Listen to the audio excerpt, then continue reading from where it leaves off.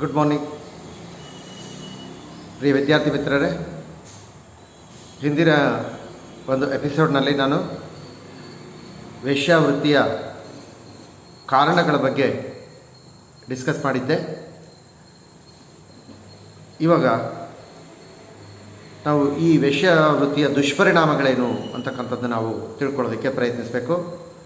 99% ನಿಮಗೆ ಇವೆಲ್ಲವೂ ಗೊತ್ತು, ಆದರೆ ಪರೀಕ್ಷೆಯಲ್ಲಿ ಬರೀಬೇಕಾದಾಗ ಅವುಗಳನ್ನು ಸೂಕ್ತವಾಗಿ ಬರೆಯುವುದು ಅನಿವಾರ್ಯ ಅಂತಕ್ಕಂಥದ್ರ ದೃಷ್ಟಿಯಿಂದ ನಾವು ನಿಮಗೆ ಹೇಳಬೇಕಾಗತ್ತೆ. ಅದರಿಂದ ಆದಷ್ಟು ನೀಟಾಗಿ ಇವನ್ನ ಬರೆಯೋದಕ್ಕೆ ಪ್ರಯತ್ನಿಸಬೇಕು. ಗೊತ್ತಿದ್ದರೂ ಕೂಡ ಅವನ್ನ ಪರೀಕ್ಷೆಯಲ್ಲಿ ಒಂದೇ ಸರ್ತಿಗೆ ಬರೆಯೋಕ್ಕೆ ಹೋದಾಗ ನಾವು ತಪ್ಪಬಹುದು. ಆದ್ದರಿಂದ ನಾವು ಹೇಗೆ ಅವುಗಳನ್ನು ಬದಲಾವಣೆ ಮಾಡಿಕೊಳ್ಬೇಕು ಅನ್ನೋದ್ರ ಬಗ್ಗೆ ನಾವು ಸ್ವಲ್ಪ ಚಿಂತನೆ ಮಾಡಿ ಬರೆಯೋದನ್ನು ಕಲ್ತ್ಕೊಳ್ಬೇಕು. ವಿದ್ಯಾರ್ಥಿ ಮಿತ್ರರೇ, ವೇಶ್ಯಾವೃತ್ತಿಯ ದುಷ್ಪರಿಣಾಮಗಳೇನು ಅಂತ ಹೇಳಿ ನಾವು 10 ಮಾರ್ಕ್ಸಿನ ಪ್ರಶ್ನೆ ಕೇಳ್ಬೋದು. ಅಥವಾ ವೇಶ್ಯಾವೃತ್ತಿ ಅಂದ್ರೇನು ಮತ್ತು ವೇಶ್ಯಾವೃತ್ತಿಯ ದುಷ್ಪರಿಣಾಮಗಳೇನು ಅಂತ ಕೇಳಿದಾಗ ಅದರ ಬಗ್ಗೆ ವಿಶ್ಲೇಷಣೆ ಹಿಂದೆ ಹೇಳಿದ್ದಂಥದ್ದನ್ನು, ಅಥವಾ ವೇಶ್ಯಾವೃತ್ತಿ ಕಾರಣ ಮತ್ತು ದುಷ್ಪರಿಣಾಮಗಳನ್ನು ವಿವರಿಸಿ ಅಂತೇಳಿ 15 ಮಾರ್ಕ್ಸಿಗೆ ಕೇಳ್ತಕ್ಕಂಥದ್ದು.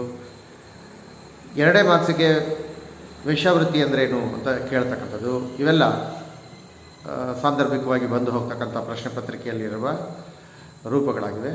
ಆದ್ದರಿಂದ ಅದಕ್ಕೆ ತಕ್ಕನಾಗಿ ನೀವು ರೆಡಿ ಆಗಬೇಕಾಗತ್ತೆ. ನಾವೀಗಾಗಲೇ ಸಾಕಷ್ಟು ಹೇಳ್ಕೊಂಡಿದ್ದೀವಿ. ವೇಶ್ಯಾವೃತ್ತಿ ಅಂತಕ್ಕಂಥದ್ದು ನಾಗರಿಕ ಸಮಾಜಕ್ಕೆ ಒಂದು ಅಂಟಿಕೊಂಡಿರ್ತಕ್ಕಂತಹ ಪಿಡುಗಾಗಿದೆ ಅಂತ ಹೇಳಿ, ಅಥವಾ ಕಳಂಕಪ್ರಾಯವಾಗಿದೆ ಅಂತಕ್ಕಂಥದ್ದು. ಇದು ಯಾರ್ಯಾರನ್ನು ಹಾಳು ಮಾಡುತ್ತೆ ಅನ್ನೋದನ್ನು ನಾವು ತಿಳ್ಕೊಳ್ಬೇಕು. ಅಥವಾ ಇದರಿಂದ ಆಗ್ತಕ್ಕಂಥ ದುಷ್ಪರಿಣಾಮಗಳೇನು ಅನ್ನೋದ್ರ ಬಗ್ಗೆ ಚಿಂತನೆ ಮಾಡಬೇಕು. ಇವುಗಳನ್ನು ನಾವು ಹೀಗೆ ಲಿಸ್ಟ್ ಔಟ್ ಮಾಡಬಹುದಾಗಿದೆ. 1 ವೈಯಕ್ತಿಕ ವಿಘಟನೆ, 2 ಕೌಟುಂಬಿಕ ವಿಘಟನೆ, 3 ಸಮುದಾಯದ ವಿಘಟನೆ, 4 ವೇಶ್ಯರ ಮಕ್ಕಳ ದುರವಸ್ಥೆ, 5ನೇದಾಗಿ ಸ್ತ್ರೀಯರ ವ್ಯವಸ್ಥಿತ ಶೋಷಣೆ, 6ನೇದಾಗಿ ಗುಪ್ತ ರೋಗಗಳು ಎನ್ನುವುದಾಗಿ ನಾವು ನೋಡ್ಕೊಳ್ಬೋದಾಗಿದೆ. ಇವಿಷ್ಟು ಪರಿಣಾಮಗಳು ಆಗಿದ್ದಾವೆ.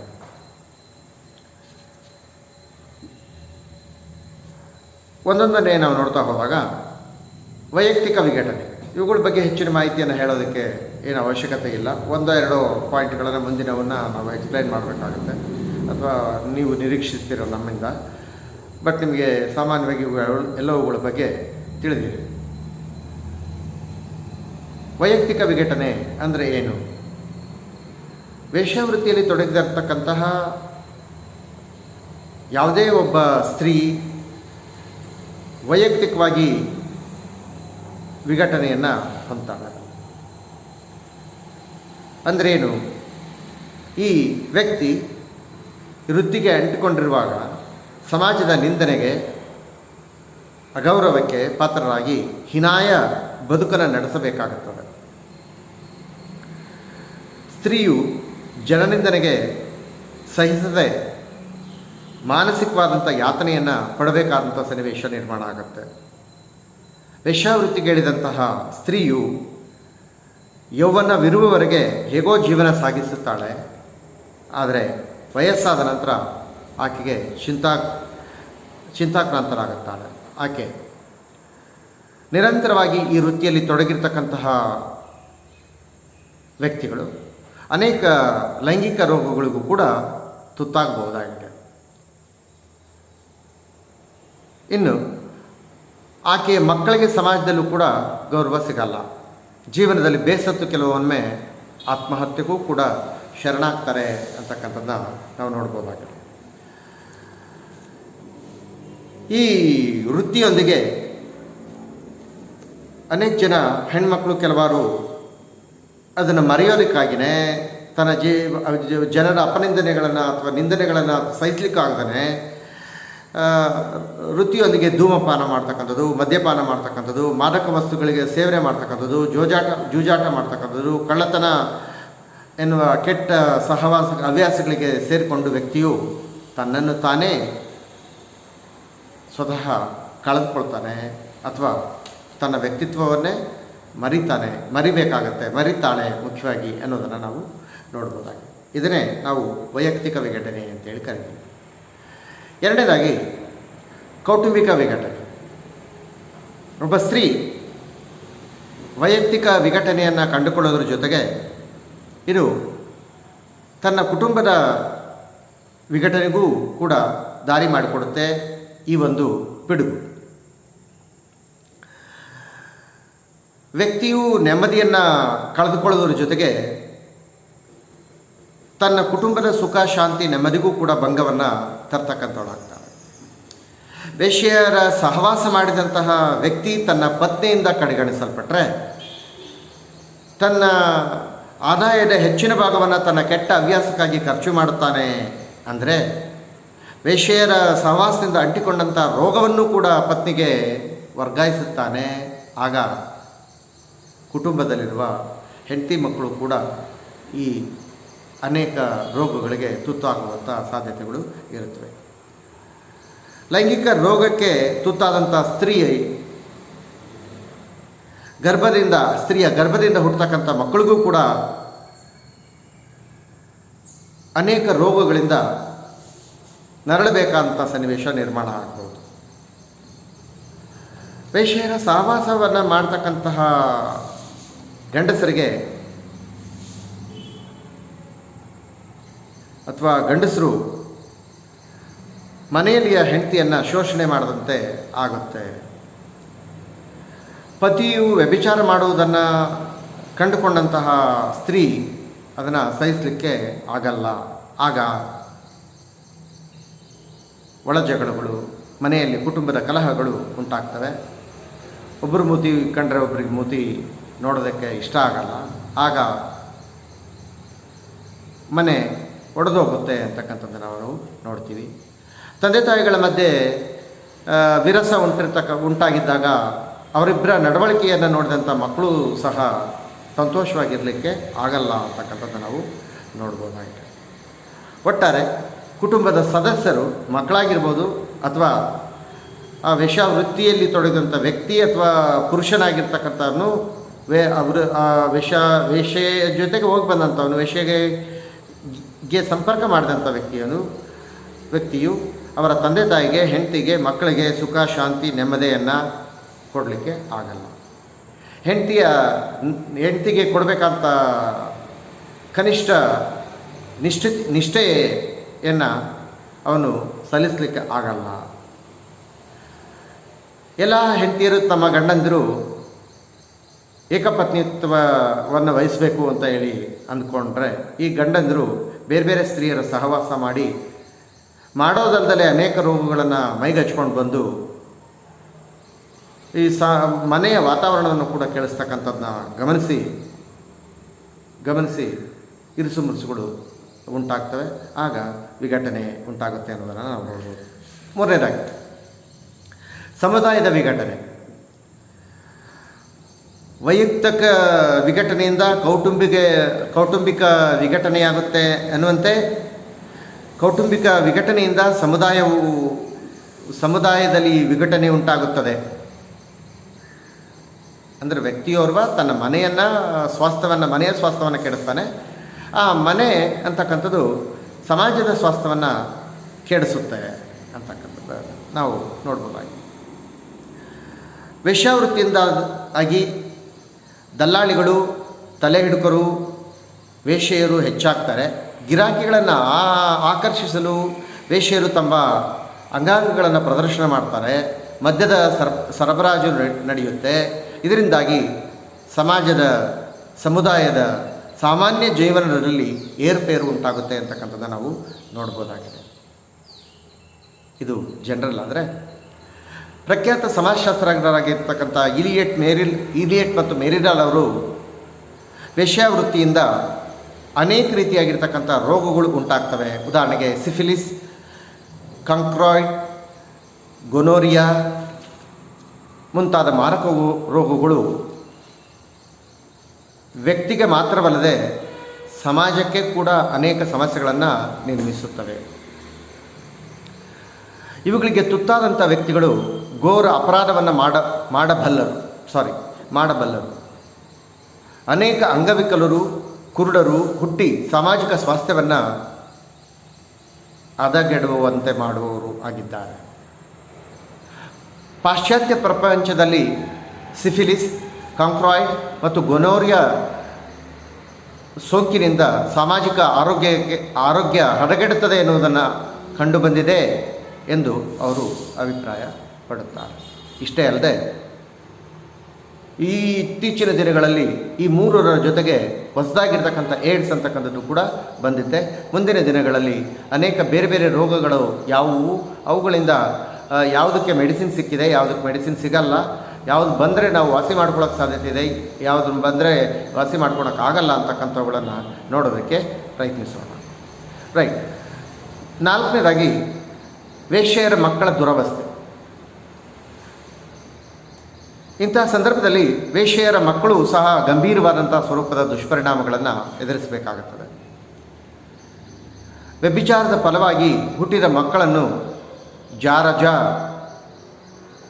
ಅಥವಾ ಅನೈತಿಕ ಸಂಬಂಧದಿಂದ ಜನಿಸಿದ ಮಗು ಎಂಬ ಕಳಂಕಕ್ಕೆ ಜೀವನ ಪರ್ಯಂತ ಅವಳು ಕೆಟ್ಟ ಹೆಸರನ್ನು ಹೊತ್ಕೊಳ್ಬೇಕಾಗತ್ತೆ ಅನ್ನೋದನ್ನು ನಾವು ನೋಡ್ಬೋದಾಗಿದೆ. ಹಾಗಾಗಿ ಸಮಾಜದ ಅಪಕೃಪೆಗೆ ಒಳಗಾಗಬೇಕಾಗತ್ತೆ. ವೇಶ್ಯೆಯು ಗುಹ್ಯ ರೋಗಗಳಿಂದ ಬಳಲುತ್ತಿರುವಾಗಲೇ ಮಗು ಜನಿಸಿದರೆ ಆ ಮಗುವು ಕೂಡ ರೋಗಪೀಡಿತವಾಗುತ್ತದೆ ಎನ್ನುವುದನ್ನು ನಾವು ನೋಡ್ಬೋದಾಗಿದೆ. ವೇಶ್ಯೆಯರ ಮಕ್ಕಳು ತಾಯಂದಿರಿಂದ ಪ್ರೀತಿಯನ್ನು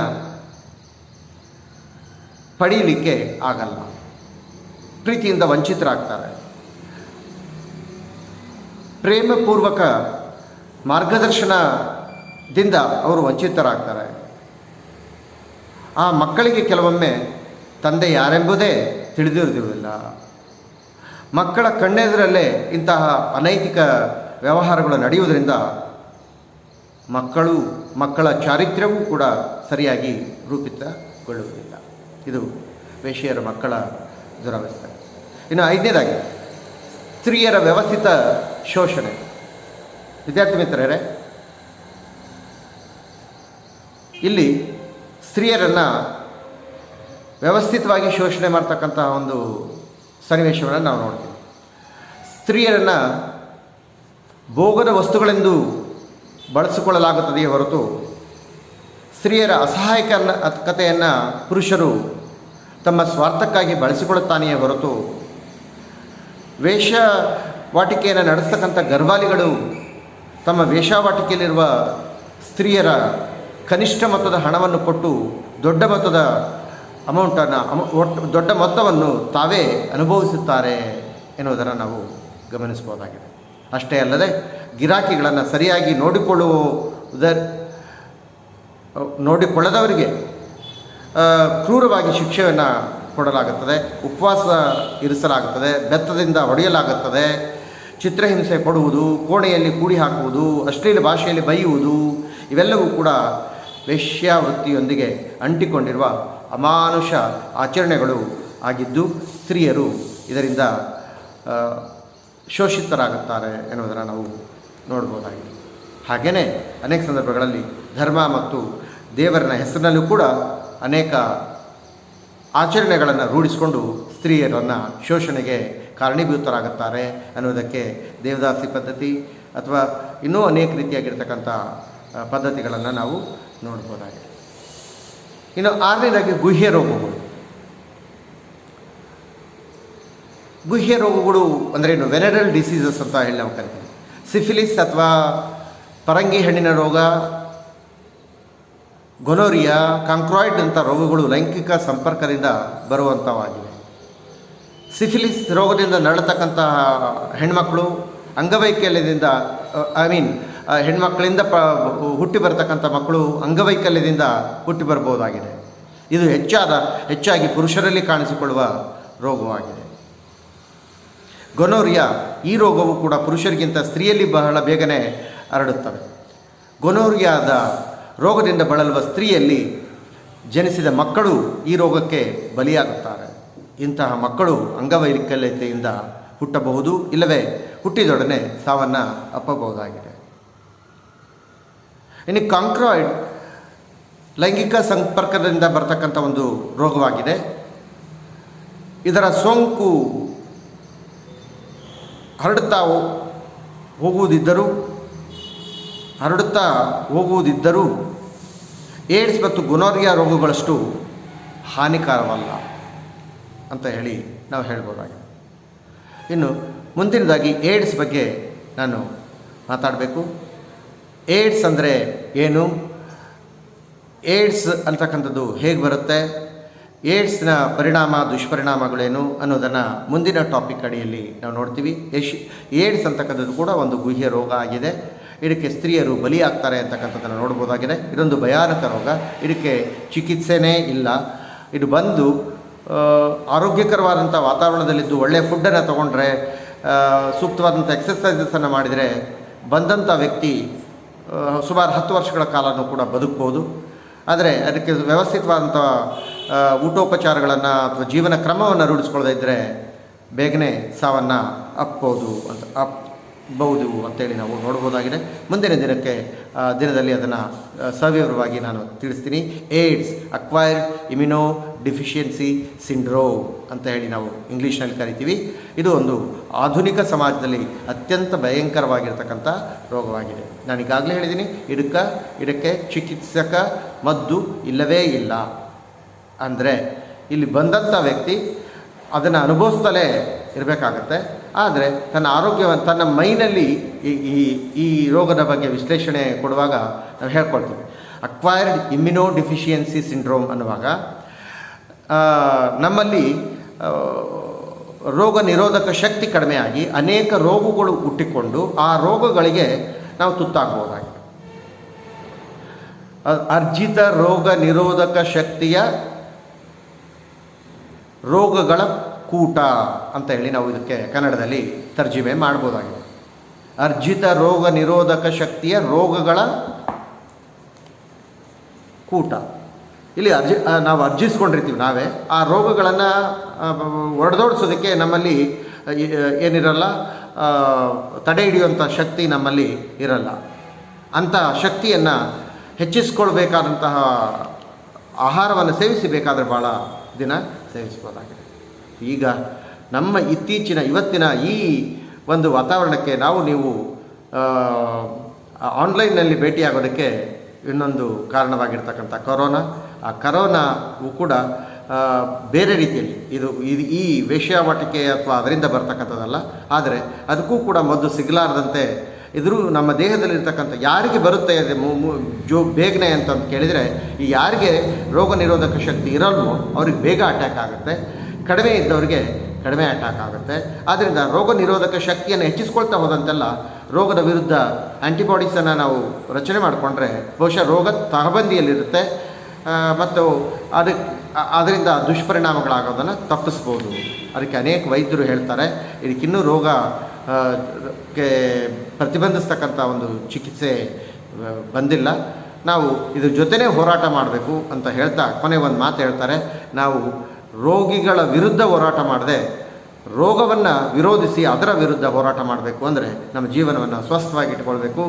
ನಾವು ಬೇರೆಯವರ ಜೊತೆಗೆ ಸಂಪರ್ಕದಿಂದಿರುವಾಗ ಹೇಗಿರಬೇಕು ಅನ್ನೋದ್ರ ಬಗ್ಗೆ ದಿನನಿತ್ಯದಲ್ಲಿ ನೀವು ವಾಹಿನಿಗಳಲ್ಲಿ ಅಥವಾ ಮಾಧ್ಯಮಗಳಲ್ಲಿ ನೀವು ತಿಳ್ಕೊಂಡಿದ್ದೀರಾ. ಸೊ ಇದು ಅನವಶ್ಯಕ ನಾನು ಇಲ್ಲಿ ಹೇಳಿದ್ದು. ಆದರೂ ನಿಮಗೆ ಅರಿವಿರಲಿ, ಇದಕ್ಕೂ ಏಡ್ಸ್ಗೂ ಕೂಡ ನಾವು ಔಷಧಿಯನ್ನು ಕಂಡುಹಿಡಿಯೋಕ್ಕಾಗಿಲ್ಲ. ಅಲ್ಲಿ ರೋಗ ನಿರೋಧಕ ಶಕ್ತಿಯನ್ನು ನಾವು ಬೆಳೆಸ್ಕೋತಾ ಹೋದರೆ ಆ ರೋಗದ ಲಕ್ಷಣದಲ್ಲಿ ಅವ್ರ ಜೊತೆಗೆ ಒಡನಾಟದಲ್ಲಿದ್ದರೂ ಕೂಡ ಅದು ಬೇರೆಯವರಿಗೆ ಅಂಟಲ್ಲ. ಬರೀ ಲೈಂಗಿಕ ಸಂಪರ್ಕದಿಂದ ಮಾತ್ರ ಅಥವಾ ರಕ್ತದಿಂದ ರಕ್ತಕ್ಕೆ ಹೋದಾಗ ಮಾತ್ರ ಅಥವಾ ಮುಂದಿನ ದಿನಗಳಲ್ಲಿ ಅದರ ಬಗ್ಗೆ ಹೆಚ್ಚಿನ ಮಾಹಿತಿಯನ್ನು ತಿಳಿಯೋಣ. ಅಲ್ಲಿವರೆಗೂ ನೀವೆಲ್ಲರೂ ಇದರ ಬಗ್ಗೆ ಕಾರಣಗಳ ಬಗ್ಗೆ ಸರಿಯಾಗಿ ಅರ್ಥ ಮಾಡಿಕೊಂಡು ಅದನ್ನು ಓದಿ ತಿಳ್ಕೊಳ್ತೀರಾ ಅಂತೇಳಿ ನಂಬಿಕೆ ಇಟ್ಕೊಂಡು ನಾನು ಈ ಕ್ಲಾಸ್ಗೆ ವಿದಾಯ ಆಡ್ತೀನಿ. All the best. Have A nice day.